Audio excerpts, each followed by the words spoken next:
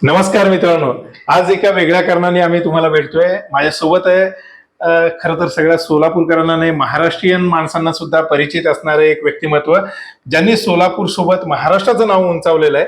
जगाच्या नकाशामध्ये सोलापूरचं नाव उंचावणारा हा पहिला एव्हरेस्ट वीर सोलापूरचा आणि अनेक विक्रम यांच्या नावावर आहेत. जगभरातले अनेक उंच शिखर, सगळ्या 7 खंडातले 7 शिखर सर करण्याचा ध्यास घेतला होता आणि त्यातले 5 शिखर सर करण्याची मोहीम तुम्ही पूर्ण केलेली आहे. आनंद अशोक बनसोडे, नमस्कार. खरं तर असं नाव सांगून ओळख करून द्यायची गरज नाही. येस येस, एव्हरेस्ट म्हणलं की सगळ्यांना सोलापूरकरांना माहितच आहे आनंद बनसोडे म्हणून. हा, पण आज एका वेगळ्या कारणाने आपण भेटतोय. मित्रांनो, आनंद बनसोडे असं व्यक्तिमत्व आहे की अगदी लहान मुलांपासून अनेक पदव्या असणाऱ्या किंवा अतिशय वयस्कर असणाऱ्या मंडळींना सुद्धा भेटल्यानंतर ऊर्जा ज्यांना मिळते, ज्यांच्याकडून मिळते आणि प्रेरणा मिळते, असं हे व्यक्तिमत्व आहे. आनंदजी, नमस्कार.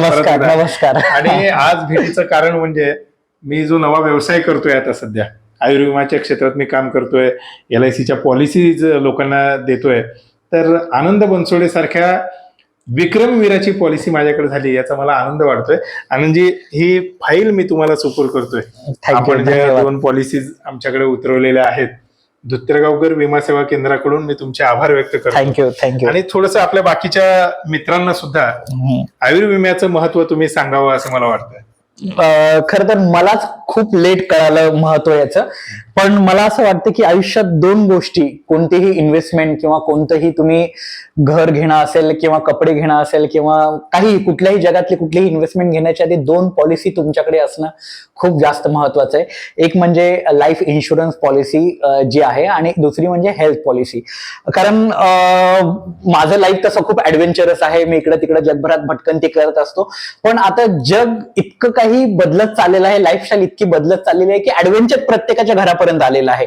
नक्की घरातून बाहेर पडलेला माणूस तो व्यवस्थित सुस्थितीमध्ये घरी परत येईल का नाही रात्री याची शाश्वती राहिली नाही. त्यामुळे मला असं वाटतं की आपण पर्सनली काहीतरी मोठं बिल्ड करत असताना, बाहेर भविष्य बिल्ड करत असताना, आपल्या कुटुंबाचं भविष्य कधीही अंधकारमय राहू नये याच्यासाठी मला असं वाटतं की त्याची तजवीज प्रत्येक माणसाने केलं पाहिजे.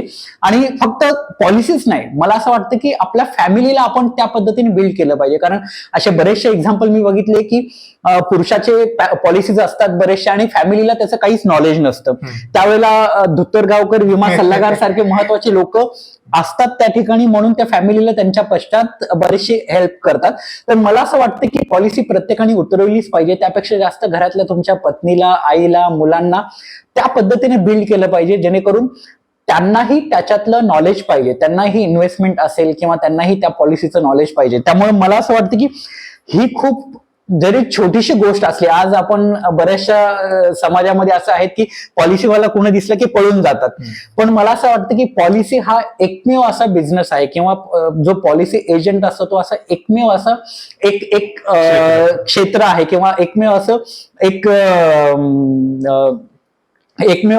एक व्यक्ती आहे की जो व्यक्ती तुमच्या आयुष्याचं, तुमच्या घरातल्यांचं, तुमच्या कुटुंबियाचं भविष्य सुकर करत करत तो त्याचं फायनान्शियल बेनिफिट करत असतो. त्यामुळं मी पहिल्या भेटीतही त्यांना म्हणालो आणि तुम्हालाही सांगतो की हे खूप पुण्याचं काम आहे, नाही का, की पाप पुण्याच्या ह्याच्यात न पडता की तुम्ही भविष्यामध्ये म्हणजे प्रत्येक कुटुंबातलं भविष्य तुम्ही अगदी सुलभ करताय, सुकर करताय. असं म्हणतात की माणसाला आयुष्यभर जपलं पाहिजे आणि आयुष्यभर तुम्ही मेल्यानंतर त्याचं काय करण्याच्या आधी त्याला जिवंतपणी बघा.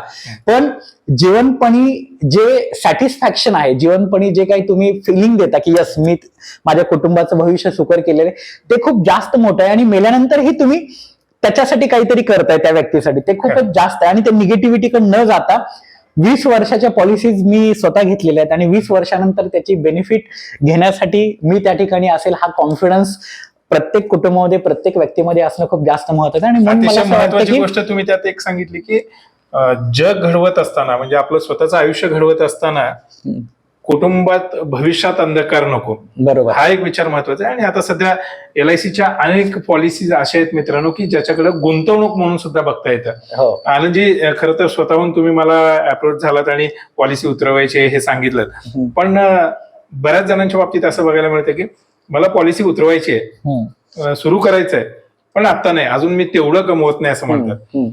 मग त्याबद्दल काय सांगाल? आता जी कमाई आहे त्याच्यामध्ये पॉलिसी उतरवणं किती गरजेचं? मी सगळ्यांना म्हणजे फायनान्शियल, ऑब्व्हियसली मी फायनान्शियल कोच आहे, म्हणजे प्रत्येक सोलापूरकरांना माहितच आहे की माझं सुरुवात शून्यातून झालेली आहे. म्हणजे पण अगदी मागच्या 4 ते 5 वर्षापासूनच जे फायनान्शियल बेनिफिट आहे की तुमच्या कमाईचं, लेट्स से की तुम्ही 100 रुपये फक्त कमवत असाल, दिवसाला 100 रुपये कमवत असाल किंवा आठवड्याला तुम्ही एक 500 रुपये कमवत असाल, त्यातले 10% ही अमाऊंट जी आहे ती अशा सेव्हिंगसाठी, अशा पॉलिसीसाठी गेली पाहिजे. तुमचं भविष्य उज्ज्वल करण्यासाठी ती गेली पाहिजे. त्यामुळं तुम्ही जरी आता फक्त दिवसाला 100 रुपये कमवत असाल, त्यातले 10 रुपये साईडला काढून ठेवा.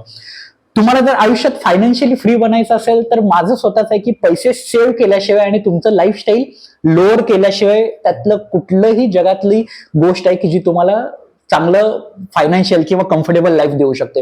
अगदी 1 लाख रुपये महिन्याला कमवणारा व्यक्ती आणि 10 लाख रुपये महिन्याला कमवणारा व्यक्ती, आता हे मी माझ्या कोचिंग मधलं थोडं सांगतोय. 1 लाख रुपये कमवणारा व्यक्ती जर 99,000 रुपये खर्च करत असेल आणि 1,000 रुपये वाचवत असेल, आणि तेच 10,000 रुपये कमवणारा व्यक्ती जर 5,000 कमवत असेल आणि 5,000 वाचवत असेल, तर पुढच्या काही वर्षांमध्ये तो 10,000 रुपये कमवणारा व्यक्ती जास्त फायनान्शियल मोठा बनतो. त्यामुळं ते जे उरलेले 5,000 रुपये आहेत ते LIC असतील, इन्व्हेस्टमेंट प्लॅन असतील, अशा गोष्टींमध्ये तुम्ही इन्व्हेस्ट केलीच पाहिजे. कारण त्याने पुढच्या 5 ते 10 वर्षाचं किंवा 20 वर्षाचं भविष्य हे उज्ज्वल बनणार आहे, सुकर बनणार आहे. थँक्यू. आणि आनंदजी, तुमच्यासारख्याच एका अर्थतज्ञांनी सांगितलेलं एक वाक्य मी इथं सांगू इच्छितो.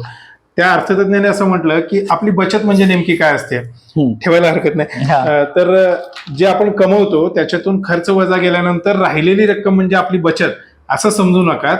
तर पहिल्यांदा तुम्ही कमवल्यानंतर त्यातली बचत बाजूला काढा आणि उरलेल्या पैशात मला माझा खर्च भागवायचा आहे हे ठरवा, तरच ती बचत होऊ शकते आणि ती बचत तुम्हाला भविष्यासाठी कामी येऊ शकते. हा अतिशय महत्वाचा एक्झॅक्टली. म्हणजे मी ह्याच्यामध्ये जास्त ऍडिशन करेल की बचत तर करा, इन्व्हेस्टमेंट करा. तुम्ही LIC सारख्या चांगल्या इन्व्हेस्टमेंट प्लॅन मध्ये 10% जाऊ द्या, पण 10% तुम्ही स्वतःच्या गोष्टींसाठी खर्च करा, स्वतः ग्रो होण्यासाठी. जसं पुस्तकं बघत असाल, मी पुस्तकांवरती वेगवेगळ्या कोर्सेसमध्ये जास्त खर्च करतो नवीन गोष्टी शिकण्यासाठी.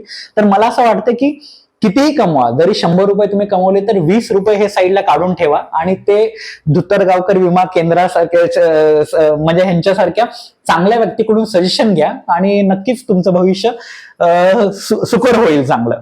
आनंदजी, खूप खूप आभार. खरं तर स्वतःची विमा आमच्याकडे तुम्ही उतरवलीत, आमच्याकडे सुरू केलाय विमा, शिवाय आमच्यासाठी तुम्ही वेळ दिला आणि इतर सगळ्या लोकांना, खरं तर हे त्यांच्यासाठी आहे की इतर सगळ्या लोकांना विम्याचं महत्व कळावं यासाठी बोलायला आपण तयार झालात. हा वेळ दिलात त्याबद्दल मनापासून आभारी आहे. थँक्यू. जगभर फिरत राहा, आनंदी राहा आणि असंच शहराचं आणि राज्याचं नाव उंचावत राहा. थँक्यू. धन्यवाद.